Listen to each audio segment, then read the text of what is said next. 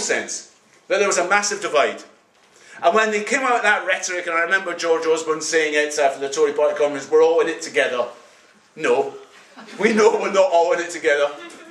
We know we're far from being all in it together. And people know the reality. I mean, I live in the borough of Westminster for my sins. If you start where Edgware Road Tube Station is, in Church Street Ward, one of the poorest wards in London, right? Massive overcrowding, and that's now common because we don't build houses. We never talk about this, the levels of overcrowding, rates of disease, etc. But you set off and you walk down Edgware Road, across Hyde Park, into around the area where Harrods and Harvey Nichols and all the rest of it. If you're a man, your life expectancy goes up by 15 years in 20 minutes. That is the reality of class in Britain today. It's a harsh reality. It's a reality in London because actually people know, they sometimes see the wealth. One of the things that's changed in the last 30 years of this neoliberal economy is that the British ruling class used to pretty much keep themselves to themselves. You know, they had their days out.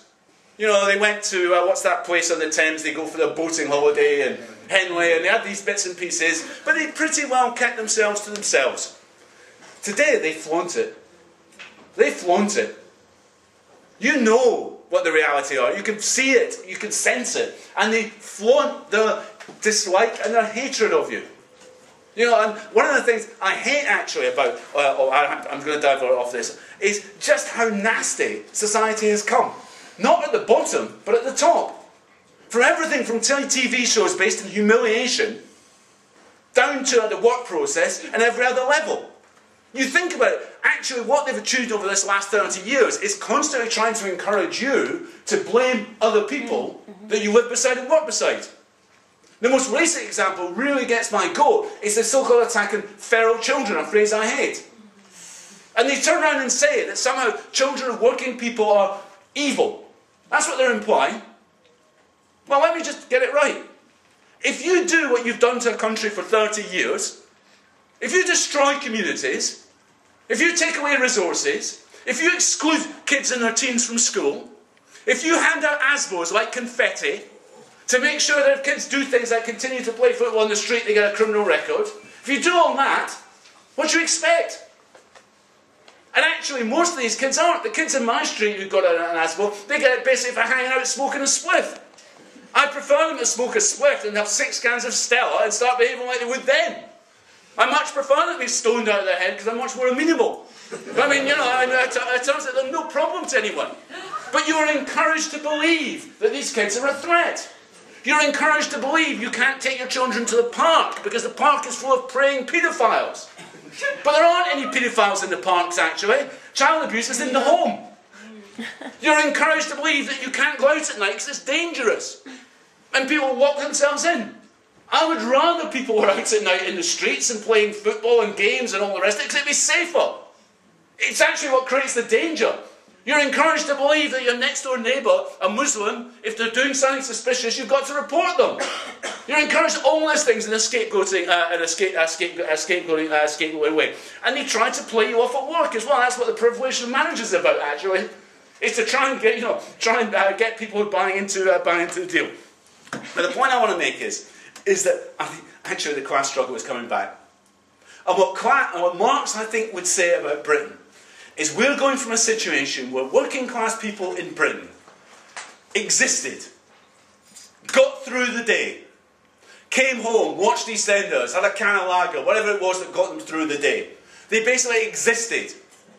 And they're moving to a situation where they're beginning to sense their own collective identity and collective power. For the first time in a long time. I get a sense of that. At the moment, I mentioned the post-strike. It wasn't the definitive breakthrough it could have been, but we got very near. Right? And it certainly was not a victory for their side. They wanted to break the postal union. They wanted to have blood. And you knew it wasn't going right for them when Peter Mandelson disappeared from the TV screens. And actually, if you're the ruling class, I think the postal dispute is a bit, as the Daily Mail called it, a fudge. I think it's a bit worrying. They're clearly worried about David Cameron. And where was he during the postal strike? They're clearly worried he's not got the bottle for this. You know, when they want someone to come in and really go for it. And they look around Europe as well, and I think they're also quite worried. The Financial Times had a whole page, actually, on a little guy called Nicolas Sarkozy. And for once it wasn't about his wife. And what they point out, that he was elected on the basis of being the French Thatcher, and he hasn't done anything. And to their chagrin, French workers still get 7 weeks summer holiday. And they take 2 hours off for lunch. Oh, how shocking. How terrible. I wish we could take 2 hours off for lunch every day. I wish it was like that, not a sandwich at your desk. Or whatever it is you do. You know, why not 7 weeks summer holiday? You know, why not? But in Jeremy Paxman, I remember interviewing a French equivalent of a BT worker and saying, he was shocked, you get 7 weeks summer holiday? And the guy turned around and says, why not? I bet Paxman gets 7 weeks summer holiday, by the way. But he doesn't want us to. But Sarkozy hasn't done anything. And none of them have, actually, around Europe. Merkel hasn't in Germany. The government she's just formed is not a hard right-wing government, although the right-wing won the election. Berlusconi in Italy. Oh, he's interested in staying out of jail. And many other things, but nothing to do with reforming Italian capitalism. There's a pattern here, isn't there? Of people being elected and promising to do a Thatcher and not delivering. And there are people like Adam Crozier, Willie Walsh, I hope, appointed on the basis of taking on companies to do a Thatcher and not doing it. Right? And the postal dispute's a problem for them because they can't afford to have fudges. They need to break us.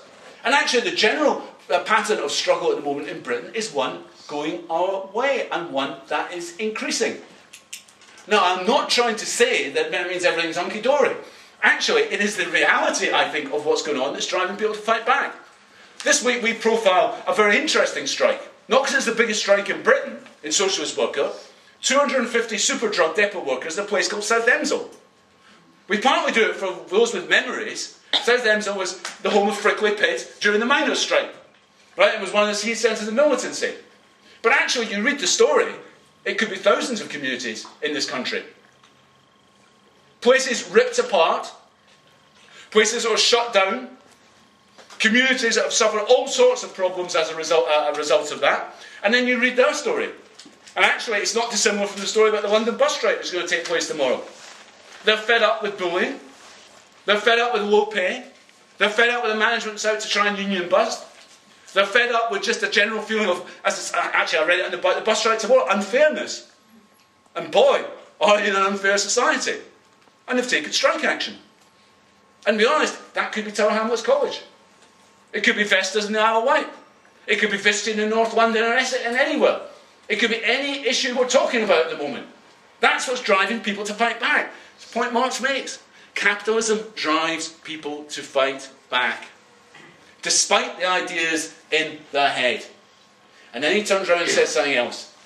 That of course the dominant ideas, Marx says the dominant ideas are the ruling class, but when people begin to fight back, they begin to question ideas they've accepted as common sense for years and years and years. See, I'll give you a bit. How about if you go to Bullock, say, the postal depot. 2 months ago, I bet you could have found a postal worker, if you'd asked around, who was going to vote BNP. Let's be honest about it. I think it'd be quite easy to do that. I think the truth is, today, there'd be few, if any, who are considering voting BNP. Just for the simple experience of being on strike. And if you think about it for a moment, if you strike in the post office or you strike in the NHS, anyway, racial unity is not a luxury, it's a necessity.